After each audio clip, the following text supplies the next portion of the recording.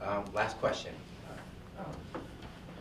Terry, if I could, within this area, you know, poverty, education, health, causes are, you know, big causes, and a lot of people give to them. But what I've seen as an afterthought is our arts and culture nonprofit organizations, and especially in this region. What can we do from a regional perspective to make sure that these organizations are just as important to the giving causes, giving your time, talents, and treasures as our poverty, health, and education organizations? So you know it's tough, and I'm going to be real honest here, because I think in times when we are flush, it is so much easier to support the arts. Even though, who wants to live in a community devoid of arts? Who wants to live in a community devoid of culture? And you're not going to draw the type of people that you want in your community to fill the jobs that you have if you don't have a community that has some rich culture. However, in times when money is tight, there is a responsibility, in my estimation, for those that can afford to put up the money to support arts for their own enjoyment, to pay for that in ticket prices. And then I think it's important for the arts institutions to connect to the broader communities who may not be able to afford that ticket price, and then ask philanthropy to assist in that way. So it has to, the connection, oh, this is going to sound horrible, and I'm a former dancer, so I believe in the arts.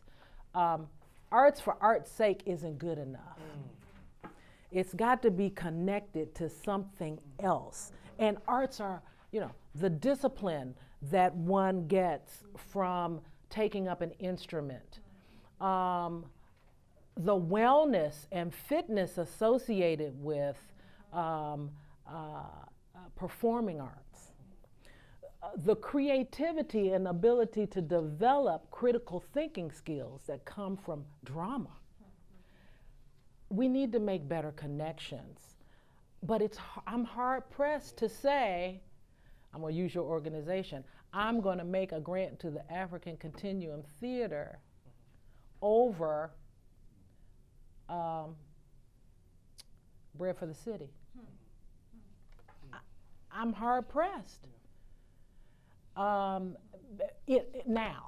when times are good and the money is flowing, obviously you must contribute, and you must build an arts community, because we need that.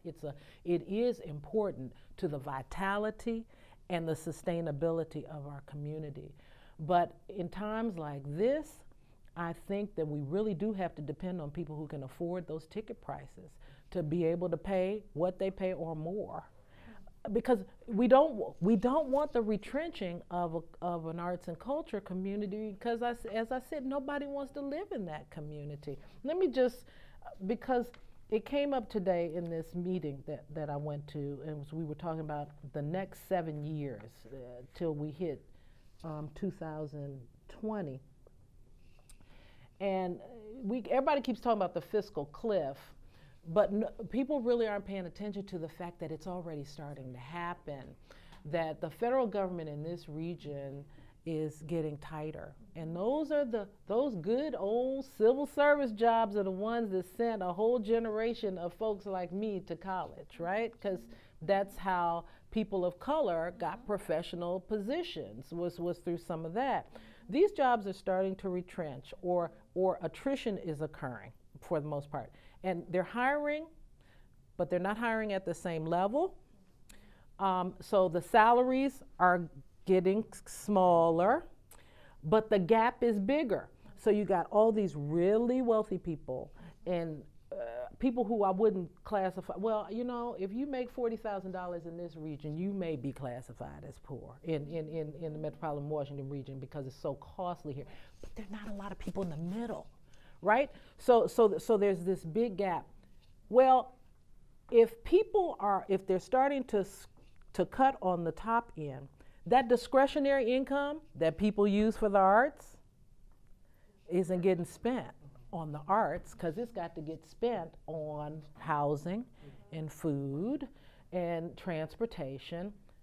So we end up having that begin to kill, if you will, the cultural, because people aren't spending it on leisure and hospitality, which is a pretty big industry in this region. So we have to depend on tourists, because your local community is not going to be spending quite as much money.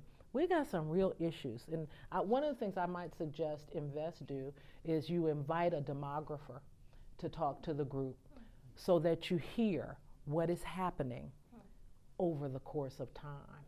Because, you know, we do our stuff day to day and we see this and we see that. Demographers put it all together and they give you the big scary picture. And it is a big scary picture.